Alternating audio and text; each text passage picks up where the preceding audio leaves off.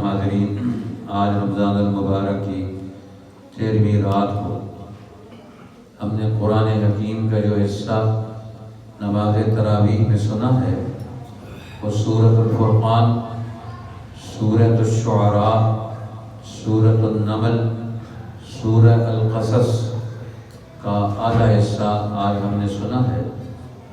یہ ساری صورتیں وہ ہیں جو مکہ مکرمہ میں نازل ہوئیں، مکی زندگی کا حصہ ہیں، اور مکی زندگی میں اللہ جل شانہ نے قرآن حکیم کے اس پہلے حصے میں جو چیزیں بیان کی ہیں وہ دین حق کی تعلیمات، اس کے بنیادی نظریات، اس کے افکار، اس کے اخلاقیات، اس کے مقاصد بیان کیے ہیں کہ قرآن حکیم کی تعلیمات سے دنیا میں شخصی طور پر، ذاتی طور پر اور قومی اور بین الاقوامی طور پر انسانی اعتبار سے دنیا میں کیا نتائج پیدا ہونے چاہیے۔ تو یہ جو سورۃ الفرقان ہے، اللہ جل شانہ نے اس میں فرقان کو بیان کیا، قرآن کی یہ صفت بیان کی الفرقان کی، تبارک الذی نزل الفرقان، بڑی برکت ہے اس ذات کو جس نے فرقان کو اتارا۔ تو یہ تبارک کا لفظ شروع میں استعمال کیا اللہ تعالیٰ نے اس سورت میں 3 جگہ، اس کے شروع میں بھی تبارک الذی ان شاء جعل لک خیرا من ذلک، دوسرا جب رسالت پر انہوں نے اعتراض کیا تو وہاں بھی، اور تیسرا کائناتی نظام کے اور قرآن حکیم کی تعلیمات کے تعلیمی نظام کے اثرات انسانوں پر کیا مرتب ہوتے ہیں، تبارک الذی، پھر اس کا لفظ دوبارہ اللہ تعالیٰ نے پھر استعمال کیا، جعل فی السماء بروجا۔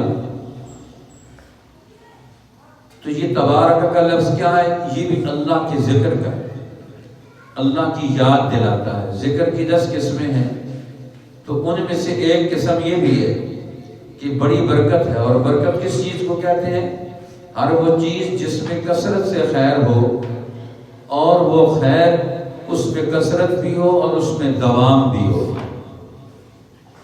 ہمیشہ کے لیے ہو، تو اس کے لیے تبارک کا لفظ استعمال کیا جاتا ہے، جس میں خیر بھی کثرت سے ہو اور وہ خیر علی سبیل الدوام ہو، ہمیشہ ہمیشہ کے لیے ہو۔ شاہ عبدالعزیز محدث دہلوی رحمۃ اللہ علیہ نے خوبصورت انداز سے اس مفہوم کو واضح کیا۔ تو معلوم ہوتا ہے قرآن پاک کا نزول، جب قرآن دنیا میں آتا ہے تعلیم قرآن ہے، لیکن جب یہ انسان کے دل و دماغ میں اترتا ہے اور انسان کا دل و دماغ اس قرآن کی تعلیمات کی برکت سے اللہ تعالیٰ کے ساتھ الرحمن کی صفت کے ساتھ جڑ جاتا ہے اس کا ذہن، تو اس کے اندر صفت فرقان پیدا ہوتی ہے، جس کو حضرت شاہ اسماعیل شہید محدث دہلوی رحمۃ اللہ علیہ نے بیان فرمایا کہ انسان، اس کی صفت فرقان کا مطلب کیا ہے کہ انسان کے اور اللہ تعالیٰ کے درمیان اس کی رائے میں، اس کے دماغ میں کوئی اور باطل داخل نہ ہو سکے، ادھر سے انسانی دماغ ہو اور ادھر سے قرآنی تعلیمات ہوں اور ادھر سے اس کا مرکز کائنات الرحمن کے ساتھ رابطہ ہو۔ کیوں؟ اس کو ہمارے اہل اللہ نے، اولیاء اللہ نے، علماء ربانیین نے، فقہاء امت نے، حکماء امت نے ان چیزوں کو بیان کیا ہے کہ اللہ تعالیٰ کی وہ بنیادی صفت الرحمن علی العرش استوى، الرحمن، یہ جو رحمان ہے کہ اللہ نے جب اپنی تجلی، اپنا نور عرش پر ڈال دیا، عرش پر متوجہ کر دیا، اب وہاں سے عرش کے ذریعے سے وہ نور دنیا میں پھیلتا ہے اور انسان اس نور سے پھر اپنا نور لیتا ہے۔ ہر انسان کے اندر نقطہ نورانیہ ہے، اس کا حجر بخت ہے، اس کے اندر ایمان کا اور امانت کا نقطہ ہے جو اللہ نے اس کے اندر لگا دیا۔ اب یہ نقطہ اللہ کے نور سے منور ہوتا ہے، اس میں یہ نور اترتا ہے، تو قرآن کیا کرتا ہے؟ انسان کے اس نقطے کو صاف اور واضح کر کے اللہ تعالیٰ کے ساتھ اس کا تعلق جوڑ دیتا ہے۔ تو گویا تعلیم قرآن، اس کا نتیجہ کیا نہیں؟ جب قرآن پڑھے گا بندہ، اس کا دماغ صاف ہوگا، اس کا دل صاف ہوگا، اس کے اوپر جو دباؤ ہوں گے وہ اتریں گے، وہ غیر اللہ کے حکم سے قانون سے نکلے گا، اس کے اندر اس کی رائے، اس کا ضمیر جاگے گا، ضمیر جاگے گا، اپنی رائے بننی شروع ہوگی، اور پھر اپنی رائے اور اس رائے انسانی رائے پر جب یہ کام شروع کرتا ہے تو پھر کیا بنتا ہے؟ یہ عباد الرحمن بنتا ہے۔ اس سے پہلے پھر یہ عبد الرحمن نہیں بنتا۔ اس لیے فرمایا تبارک الذی نزل الفرقان، بڑی برکت ہے اس ذات پاک کو جس نے قرآن کو اتارا، نزل الفرقان علی عبدہ، اپنے بندے پر فرقان کو اتارا۔ اس لیے شاہ اسماعیل شہید فرمایا کرتے تھے کہ یہ فرقان کی صفت تعلیم قرآن جب صحبت نبوی سے حاصل ہوتی ہے تو پھر انسان میں صفت فرقان پیدا ہوتی ہے۔ کوئی آدمی اپنے طور پر قرآن کو ڈکشنری لے کر حل کرتا رہے، پڑھتا رہے کہ میں قرآن کو خود پڑھ لوں گا بغیر کسی ماہر استاذ کے، اب ماہر استاذ کیا کرے گا؟ وہ اس کے اندر کے جتنے شکوک و شبہات ہیں وہ دور کرے گا۔ اب نبی پر قرآن اتر رہا ہے اور نبی کی سوسائٹی قرآن پر نازل ہونے کے بعد نبی پر شک شبہ کرتی ہے، توحید کو وہ نہیں مانتے، آخرت کو وہ نہیں مانتے، رسالت کو وہ نہیں مانتے، یہ رسول کیسا ہے؟ ما لہذا الرسول یأکل الطعام، 5 سوال کیے انہوں نے، 5 شبہ ظاہر کیے، یہ کیسا رسول ہے؟ یہ تو کھانا کھاتا ہے۔ یہ کیسا رسول ہے؟ یمشی فی الاسواق، یہ بازاروں میں گھومتا پھرتا ہے۔ یہ کیسا رسول ہے؟ اس کے پاس باغ نہیں، اس کے پاس غلے اور اناج کے ڈھیر نہیں۔ یہ کیسا رسول ہے؟ اس کے پاس سونا چاندی نہیں۔ یہ کیسا رسول ہے؟ اب رسول کو وہ اپنی ذات پر فٹ کر کے وہ رسول کو سمجھنا چاہتے ہیں۔ اب ان کے دل و دماغ میں سوالات ہیں۔ قرآن کہتا ہے یہ سوال کیوں ہیں؟ اس سوسائٹی کے اندر یہ ان کے دل و دماغ میں یہ الجھنیں کیوں ہیں؟ یہ ان کے شرک کے ماحول کی وجہ سے، ان کے جبر اور ظالمانہ سرداروں کے دباؤ کی وجہ سے، ان کے اوپر یہ ایک جبر کا ماحول انہوں نے ڈال دیا کہ ان کے دماغوں کو انہوں نے باؤنڈ کر دیا۔ اب وہ نبی کو اور اس کی حیثیت کو اور آخرت کو، آنے والے دور کو سمجھنے کے لیے تیار نہیں۔ پھر وہ سوال کرتے ہیں قال الذین لا یرجون لقاءنا لولا انزل علینا الملائکۃ او نرى ربنا، یہ کیا ہو گیا؟ وہ جو آخرت پر اللہ کی ملاقات کا ایمان نہیں رکھتے وہ کیا کہتے ہیں؟ وہ کہتے ہیں اگر یہ رسول اس پر فرشتے آ سکتے ہیں، یہ رب کو دیکھ سکتا ہے، رب سے ملاقات کر سکتا ہے، تو ہم رب سے کیوں نہیں ملاقات کر سکتے؟ ہمیں بھی ملاقات کرائے، ہمارے اوپر بھی فرشتہ آئے۔ اب یہ ان کا یہ عجیب قسم کا سوال ہے، بے وقوفانہ سوال ہے۔ اب سوال ہوتا ہے، اب ان کے دل و دماغ سے کون سے سوالات اٹھ رہے ہیں؟ او نرى ربنا لقد استكبروا في انفسهم وعتوا عتوا كبيرا۔ اب یہ بڑی سرکشی کی بات ہے کہ ہم بات نہیں مانتے جب تک ہم اللہ کو سامنے نہ دیکھ لیں۔ ہم کیوں نہیں دیکھ سکتے؟ بھائی تمہارے اندر کی استعداد کم ہے، تمہارے اندر وہ صلاحیت اور طاقت نہیں ہے، تمہارے اندر کمزوریاں ہیں، کمزوری تو اپنی دور کرو۔ اب کمزوری کیسے دور ہوتی ہے؟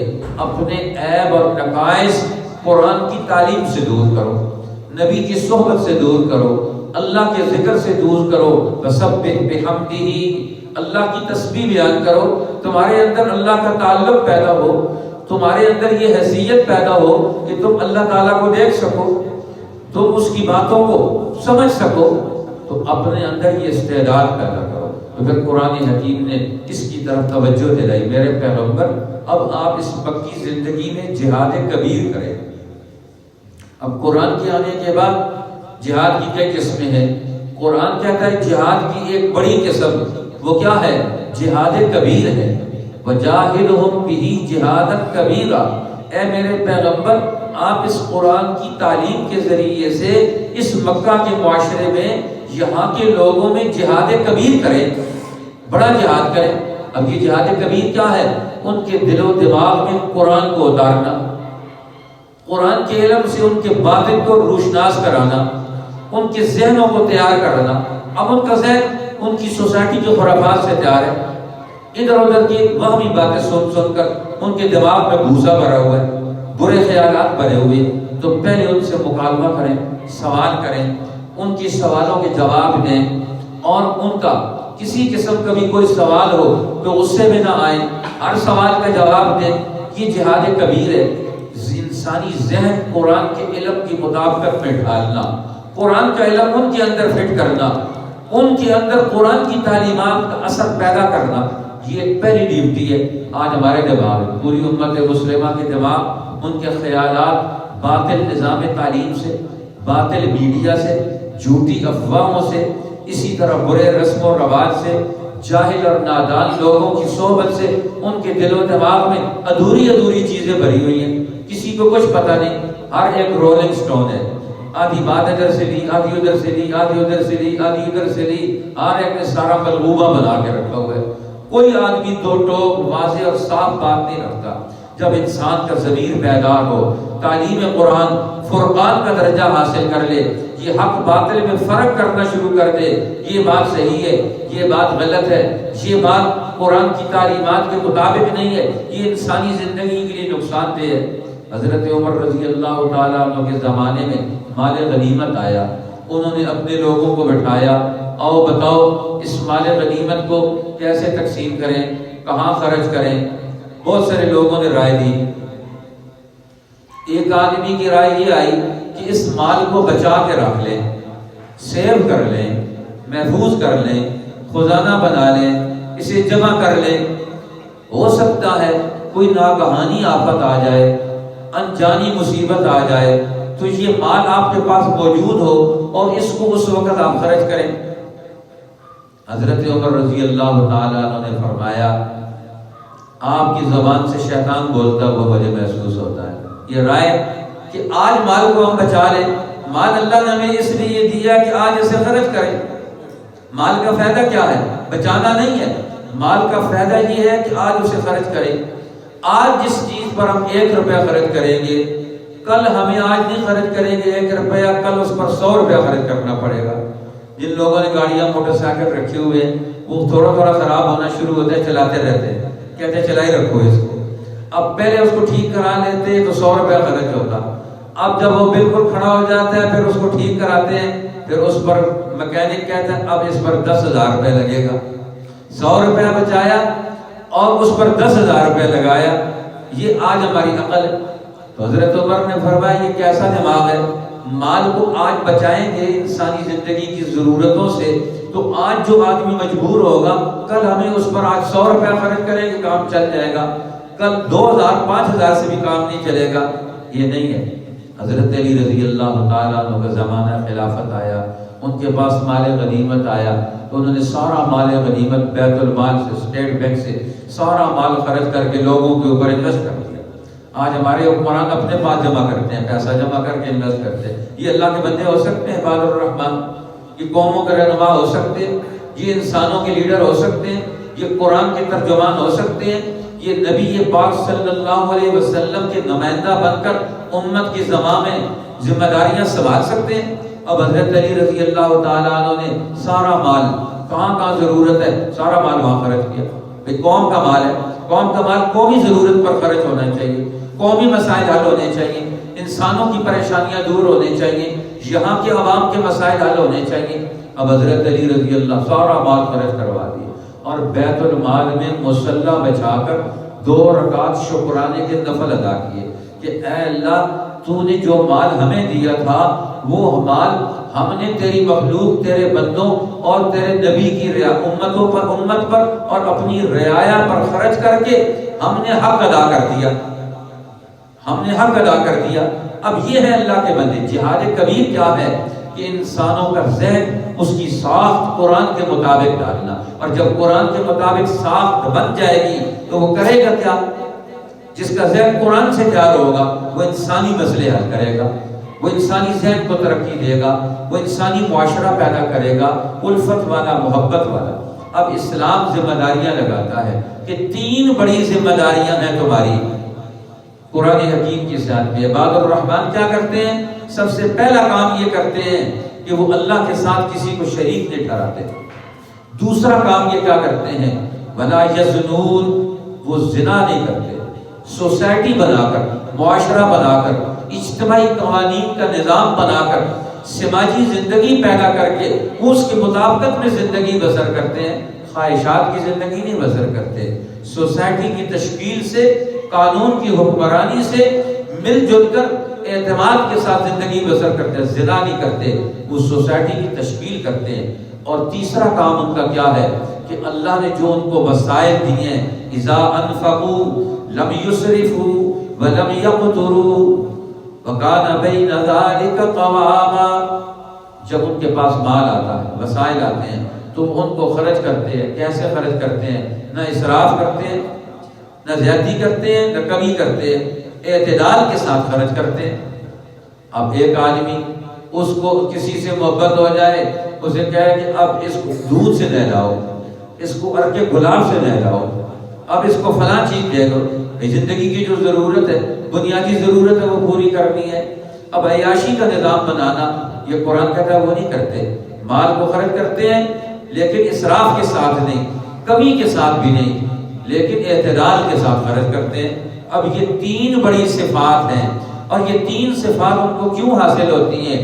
اس لیے کہ وہ قرآن حکیم کی رہنمائی سے اپنی زندگی کا شعور، اپنا کانشنس، اپنا ضمیر، اپنے اندر کی رائے، اپنے اندر کی آواز کو وہ بیدار کر چکے ہیں، اس لیے وہ نتائج پیدا کرتے ہیں۔ اب یہ سورۃ الفرقان آ گئی، اس سے وہ جماعت تیار ہو گئی۔ اب اگلی جو 14 صورتیں ہیں، سورۃ الشعراء سے لے کر سورہ زمر تک، یہ 14 صورتیں ہیں، ان صورتوں میں قرآن حکیم نے اسلام کا عملی نظام بیان کیا۔ اب یہ جماعت جو تیار ہوئی ہے قرآن کے ذہن سے، نبی کے نور سے، قرآن کے نور سے، اللہ کے نور سے، یہ جماعت تیار ہو گئی، اس کا ذہن بن گیا، اس کا ڈھانچہ صاف بن گئی، ان کے سوچنے سمجھنے کا انداز قرآن کے مطابق ہو گیا۔ اب ان کی اگلی ڈیوٹیاں کیا ہے؟ سورۃ الشعراء۔ اب شعراء کو بیان کیا جا رہا ہے، اس میں شعراء کا تذکرہ آیا ہے کہ وہ قومیں کامیاب ہوتی ہیں جو سچے اور صحیح علم والے، حقیقت پسند لیڈر اور رہنما ان کی رہنمائی میں چلتی ہے۔ اور جو لوگ شاعروں کے پیچھے چلے، وکیلوں کے پیچھے چلے، وہ ایسے لوگوں کے پیچھے جن کا علم جھوٹ پر مبنی ہو، خیالات پر مبنی ہو، حق پر مبنی نہ ہو۔ اب شاعر لوگ، قرآن کہتا ہے لوگ ان کے شعر تو ضرور پڑھتے ہیں، لیکن شاعروں کا مزاج کیا ہوتا ہے؟ وہ خیال کے پیچھے چلتے ہیں، حقیقت کے پیچھے نہیں چلتے۔ وہ اوپر کی باتیں کرتے ہیں، زمین کی باتیں نہیں کرتے ہیں، خلاؤں کی باتیں کرتے ہیں، سمندروں کی باتیں کرتے ہیں، انسانی زندگی اس کی جو حقیقت ہے وہ نہیں کرتے۔ وَالشُّعَرَاءُ يَتَّبِعُهُمُ الْغَاوُونَ، یہ ہمیشہ گمراہی کے پیچھے چلتے ہیں، خیال کے پیچھے چلتے ہیں۔ أَلَمْ تَرَ أَنَّهُمْ فِي كُلِّ وَادٍ يَهِيمُونَ، یہ جذبات کی رو میں بہہ جاتے ہیں، عقل کا استعمال کم، دماغ کا استعمال کم، اپنی قلبی قوتوں کا استعمال کم۔ سارے شاعر ایسے نہیں ہوتے، اکثر کی شاعر الشعراء یتبعہم الغاوون، اکثر شاعر ایسے ہوتے ہیں، اور شاعر اچھے بھی ہوتے ہیں جن کا حکیمانہ قول ہوتا ہے، جن کا وہ مزاج نہیں ہوتا۔ قرآن حکیم کہتا ہے اکثر شعراء، عرب کے لوگ کیوں تباہ ہو رہے تھے؟ ان کی ہاں شاعری وہ زیادہ تھی۔ اسی طرح جن قوموں میں شاعر لوگ رہنما بن جائیں، لوگ ان کے پیچھے چلنا شروع ہو جائیں، فی کل وادی یہیمون، ان وادیوں میں گھومتے پھرتے حقیقت پسند لیڈر رہنما ہوں، جو قوموں کو یہاں سے پکڑ کر آخر تک ہر مرحلے میں کامیاب کرا سکے۔ علم، شعور، اخلاق، معیشت، معاملات، سماجی زندگی، تعلیم، قانون، ہر چیز میں ان کو رہنمائی دے سکے، یہ لوگ کامیاب، اس لیے وہ قومیں کامیاب ہوتی ہیں۔ پھر قرآن نے کہا دیکھو یا تاسیم میم، اس سے قرآن بیان کرتا ہے قرآن کی یہ جماعت دنیا میں کیا کرے گی؟ پہلے باطل نظاموں کو توڑ ڈالے، تخریب کرے، لیکن تخریب اس کا مقصد تعمیر ہے، صلاحیت پیدا کرنا ہے۔ اس کو اکھاڑ کر، اکھاڑنا نہیں بلڈنگ صرف توڑ دینا، بلکہ اس بلڈنگ کو توڑ کر نئی بلڈنگ بنانی ہے، تخریب کے بعد تعمیر کرنی ہے، یہ ایک ہمارا بنیادی مقصد ہے۔ اس لیے تخریب صرف، اب قرآن کہتا ہے اللہ کی دو صفت کا اظہار نوح علیہ السلام کے دور میں، ابراہیم علیہ السلام کے دور میں، موسیٰ علیہ السلام کے دور میں، قوم عاد، قوم ثمود، حضرت لوط، حضرت شعیب علیہ السلام کے دور میں اللہ نے اپنی دو صفات کا اظہار کیا۔ کون سی؟ فرمایا ان فی ذلک لآیہ وما کان اکثرهم مؤمنین ان ربک لہو العزیز الرحیم۔ اور میں اس واقعے میں تمہارے لیے نشانی ہے، ایمان لانے والوں کے لیے نشانی ہے۔ کیا نشانی ہے؟ تم غور کرو، ایک ہی وقت میں ان ربک لہو العزیز الرحیم، اللہ غالب ہے اور فرمایا الرحیم ہے۔ اللہ کی دو صفتوں کا اظہار ہو رہا ہے، غالب ہے، فرعون کو پکڑ کے ڈبو رہے، وہ غالب ہے، قوم عاد کے متکبروں کو، ظالموں کو وہ اللہ تعالیٰ تباہ کر رہا ہے۔ اللہ تعالیٰ غالب ہے، قوم سمود کے متکبروں کو تباہ کر رہا ہے۔ اور اللہ تعالیٰ الرحیم ہے، اللہ نبیوں کو، چھوٹی جماعتوں کو، کمزور جماعتوں کو جو دین کے سچی تعلیمات کو سینے سے لگاتی ہیں، اللہ تعالیٰ ان کو ترقی دے رہا ہے، ان کو بچا رہا ہے۔ ایک ہی وقت میں ایک کو ڈبو رہا ہے، غرق کر رہا ہے، اور دوسرے کو پروان چڑھا رہا ہے، ترقی دے رہا ہے۔ تخریب بھی ہے اور تعمیر بھی ہے۔ تخریب کس کی ہے؟ فرعونوں کی، قارونوں کی، ظالموں کی، متکبروں کی۔ اذا بطشتم بطشتم جبارین، قرآن کہتا ہے قوم عاد کا مرض کیا تھا؟ جب پنجہ مارتے تھے ظلم کا پنجہ مارتے تھے۔ اذا بطشتم بطشتم جبارین، ٹیکس لگاتے تھے، غریبوں کے مال پر قبضہ کرتے تھے، لوگوں کو کمزور کرتے تھے، ان کو نقصان پہنچاتے تھے، ایک خاص طبقہ اپنا فائدہ حاصل کرتا تھا۔ تو قرآن کہتا ہے اللہ تعالیٰ نے ان کو تباہ کر دیا۔ اس لیے نبی پاک صلی اللہ علیہ وسلم فرمایا طاسیم میم، اس کے شروع میں نبی کا تذکرہ کیا، لعلک باخع نفسک الا یکونوا مؤمنین، شاید کہ تو میرے نبی آپ اپنے آپ کو ہلاک کر لیں گے کہ یہ لوگ قرآن کو کیوں نہیں مانتے، ایمان کیوں نہیں لاتے۔ ہمیں نہیں، آپ کا کام ہے ان کو سمجھانا، ان کو بتانا، ان کے ذہن کے سامنے قرآن کو پیش کرنا، باقی ان کی اپنی ڈیوٹی اور ذمہ داری ہے۔ آپ اپنے آپ کو ہلکان نہ کریں۔ اللہ کے پیغمبر ہر وقت اس سوچ میں مگن رہتے تھے کہ یہ لوگ حق کو قبول کر کے جلدی جلدی ترقی کیوں نہیں کرتے، جلدی جلدی کامیاب ہو جائیں۔ لیکن وہ لوگ بات سنتے ہی نہیں ہیں، نبی کی بات پر دھیان ہی نہیں دیتے۔ اللہ کے پیغمبر بتاتے ہیں وہ ادھر نکل جاتے، پھر بتاتے ہیں وہ ادھر نکل جاتے، نیا اعتراض لے کر آ جاتے ہیں۔ فرما اب رسالت محمدی کا نور، اس کا راز اور اس کی حکمت قرآن کی یہ صورت بیان کرتی ہے۔ وَإِنَّهُ لَتَنزِيلُ رَبِّ الْعَالَمِينَ، یہ شروع میں بیان کیا طاسیم میم، تلک آیات الکتاب المبین، یہ اس آیات مبین کھلی ہوئی کتاب کی آیات ہیں۔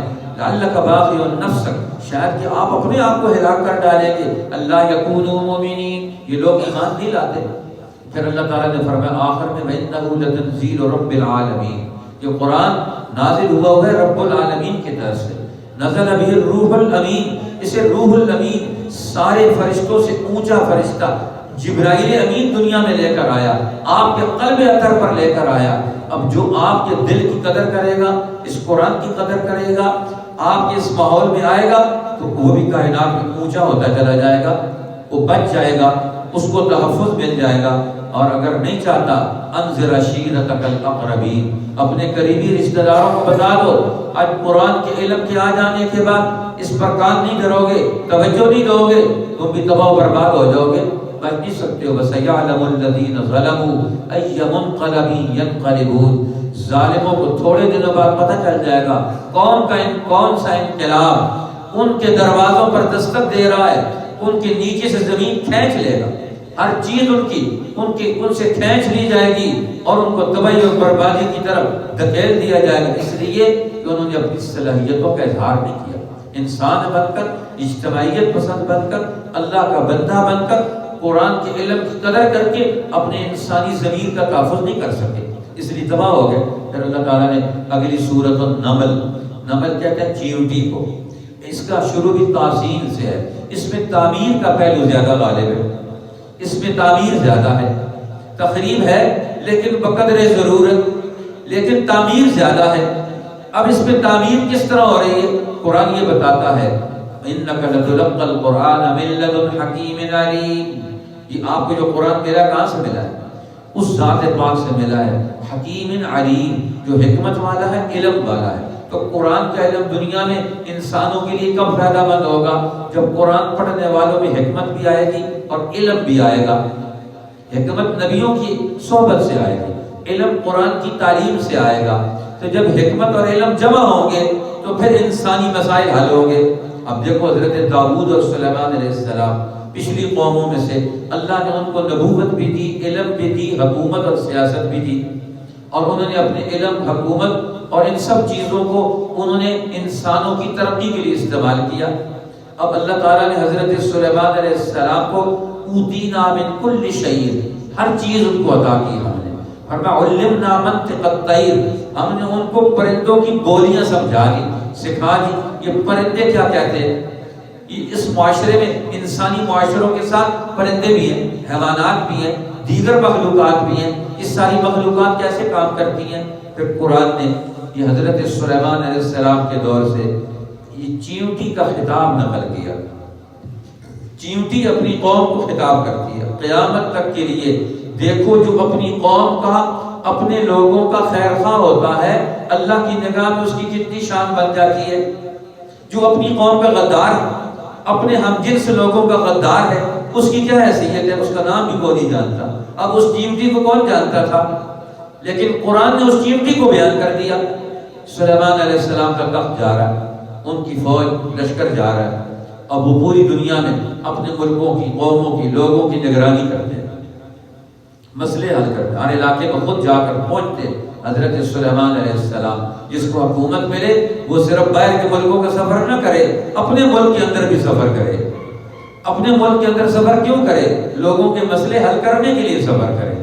اب ہمارے حکمران بار بار سفر کرتے ہیں، سارے دورے ان کے باہر کے ہوتے ہیں، اپنے ملک کا نظام درست کرنے کے لیے کوئی دورہ نہیں لیتا کہ یہاں تعلیم کیسے درست ہو، ان سب کے بچے اپنے قومی تعلیمی نظام میں پڑھیں تو یہاں کا تعلیمی نظام درست ہو، یہ اپنے اسپتالوں سے علاج کروائیں، باہر پابندی ہو کہ کوئی آدمی اپنے ملک کے سوا، اپنی سرکاری اسپتالوں کے سوا کسی جگہ سے کوئی عہدیدار، کوئی حکمران، کوئی صدر اور وزیر اعظم اپنے ملک کے سوا کسی جگہ علاج نہیں کروائے گا تو وہ اپنے ملک کا نظام درست کریں گے، یہاں کے اسپتالوں کا نظام درست کریں گے، انہیں پتہ ہے ہم باہر چلے جائیں گے، پابندی ہو قوم کے پیسے سے، وہ باہر جاتے کیوں جاتے ہیں؟ تو قرآن یہ سمجھاتا ہے کہ قوم کو تعمیر کرنا ہے۔ داؤد اور سلیمان علیہ السلام کیا کر رہے ہیں؟ اپنی قوم کو تعمیر کر رہے ہیں، اپنے وطن کو تعمیر کر رہے ہیں۔ ادھر ادھر وہ جاتے کیوں ہیں؟ مقاصد لے کر جاتے ہیں کہ ہم نے اس قوم کو ترقی کیسے دینی ہے۔ اب جا رہے لشکر اور چیونٹی کہتی ہے، چیونٹی خطاب کر رہی ہے اپنی نسل کو، اپنے ہم جنس لوگوں کو، یا ایھا النمل، اے چیونٹیوں کی جماعت، ادخلوا مساکنکم، اپنی بلوں میں، اپنے گھروں میں گھس جاؤ، لا یحطمنکم سلیمان وجنودہ وہم لا یشعرون، تمہیں سلیمان کا لشکر، ان کا لشکر تمہیں رون کے نہ گزر جائے اور انہیں پتہ بھی نہ ہو۔ علماء کہتے ہیں کہ چیونٹی کے اس خطاب میں ادبی اعتبار سے بڑی خوبیاں موجود ہیں۔ قالت نملۃ یا ایھا النمل، ایک چیونٹی کی آواز کائنات کے نظام میں محفوظ ہو گئی۔ یا ایھا النمل، اے چیونٹیو، اب وہ تحریر ہے، ان کو ابھار رہی ہے، توجہ دلا رہی ہے۔ ادخلوا مساکنکم، امر، آرڈر، توجہ دے کر انہیں ایک حکم بتا رہی ہے، ایک پروگرام دے رہی ہے، اور دوسرا نہیں ہے، لا یحطمنکم سلیمان، کچھ چیزوں سے رکنا ہے، کچھ چیزوں سے بچنا ہے۔ بچنا کس سے ہے؟ سلیمان کا لشکر گزر رہا ہے، تمہارے وجود کو، تمہارے بقا کو خطرہ ہے، تم اپنے وجود اور بقا کے خطرے سے کیسے بچ سکتی ہو؟ اس کے لیے پہلے پروگرام دے دیا، ادخلوا مساکنکم، اپنے دلوں میں گھس جاؤ۔ کون سا خطرہ آ رہا ہے؟ قوم کو روزانہ خطرے آتے ہیں، کسی کو پتہ ہی نہیں، پروگرام نہیں دیتے قوم کیا کرے۔ ایک چیونٹی کو پتہ ہے میری قوم کو آج کیا مسئلہ درپیش آنے والا ہے اور اس کا حل کیا ہے۔ آج 75 سال سے پاکستانی قوم کے لیڈروں کو، یہاں کے حکمرانوں کو، یہاں کے ججوں جرنیلوں کو، یہاں کے مولویوں پیروں کو، یہاں کے صحافیوں کو، یہاں کے اخبار نویسوں کو، یہاں کے تاجروں کو اپنے مسئلے کا بھی پتہ نہیں چلا، مسئلے کے حل کا بھی نہیں پتہ چلا۔ ایک چیونٹی سی بھی گئے گزرے ہوئے ہم۔ اب چیونٹی کو مسئلہ بھی پتہ ہے اور مسئلے کا حل بھی پتہ ہے۔ قرآن کہتا ہے کہ یہ چیونٹی کا یہ خطاب قیامت تک کے آنے والے انسانوں کے لیے رہنما ہے۔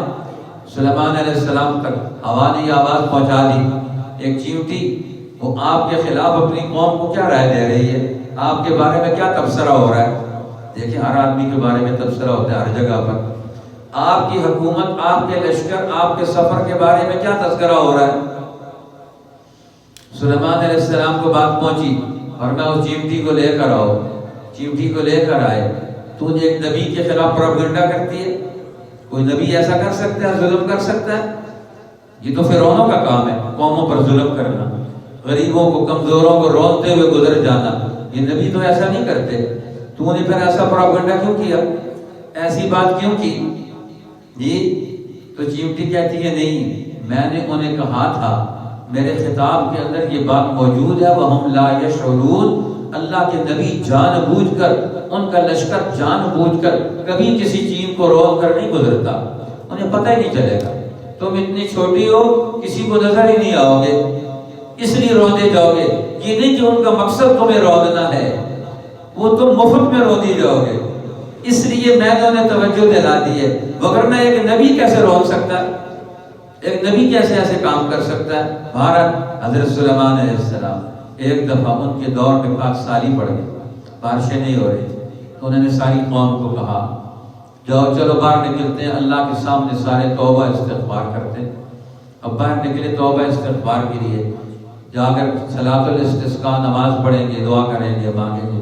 جب باہر نکلے جنگل کی طرف گئے تو فرمایا واپس آ جاؤ، اب دعا مانگنے کی ضرورت نہیں. لوگوں نے کہا حضرت کیا بات ہوگی، کیوں ضرورت نہیں؟ فرمایا نہیں، ہمارا مسئلہ حل ہو گیا. جس مسئلے کے لیے ہم دعا مانگنے کے لیے جا رہے تھے مقصد حل ہو گیا. وہ مقصد کیا تھا؟ ہمیں بارش مانگنی ہے اللہ سے، رحمت مانگنی ہے اللہ سے، بخشش مانگنی ہے اللہ سے. تو اللہ کی بخشش کا سبب بن گیا. ایک چیمٹی آسمان کی طرف پاؤں اٹھا کر، ایک چڑیا آسمان کی طرف پاؤں اٹھا کر دعا مانگ رہی تھی. اور دعا کیا مانگ رہی تھی؟ الہی بارش نازل کر دے، لا تعذبنا بذنوب غیرنا، دوسروں کے گناہوں کی سزا ہمیں تو نہ دینا. جی گناہ انسانوں نے کیے، بارش ہمارے لیے بند ہو گئی ہے. لا تعذبنا بذنوب غیرنا. انسان جب گناہ کرتا ہے اسے نہیں پتا جنگل کے پرندوں پر، حیوانوں پر کتنی مشکل آتی ہے. ہم تو آسانی سے گناہ کر دیتے ہیں.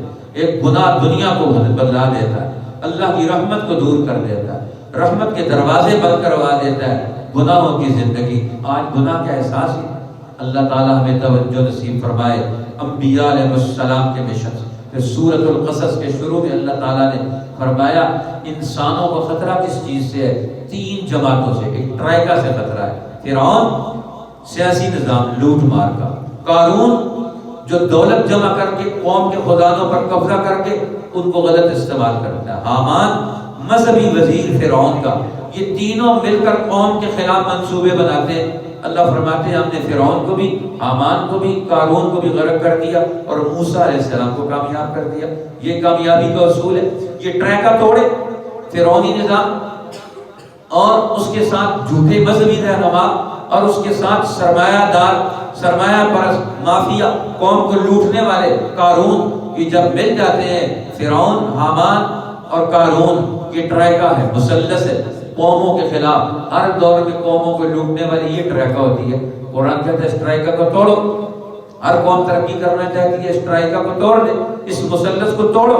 موسیٰ علیہ السلام اس کے خلاف انقلاب لائے، فرعون کو بحر کلزم میں غرق کیا، قوم ترقی کر گئی. مصر کی قوم، بنی اسرائیل بھی اور ساری دنیا کی قومیں ترقی کرتی چلی گئی. اللہ تعالیٰ ہمیں انبیاء علیہ السلام کے راستے پر برائیوں کے خلاف، ظلم کے خلاف، بد اخلاقیوں کے خلاف ہمیں محنت اور جد و جہد کر کے نیا دور عدل کا، امن کا، خوشحالی کا، محبت کا، الفت کا، اللہ کی عبادت کا ہمیں نصیب فرما دے. اللہم لک الحمد. اے اللہ